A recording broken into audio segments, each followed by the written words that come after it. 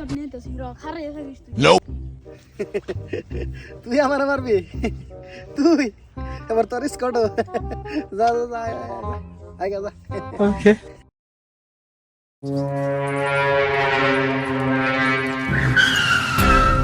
তুই আমার মারছিল না দেখ আল্লাহ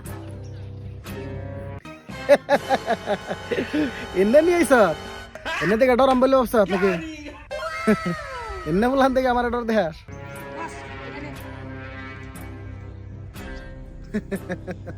তোকে দেখে আমি ডরাই রাঠোড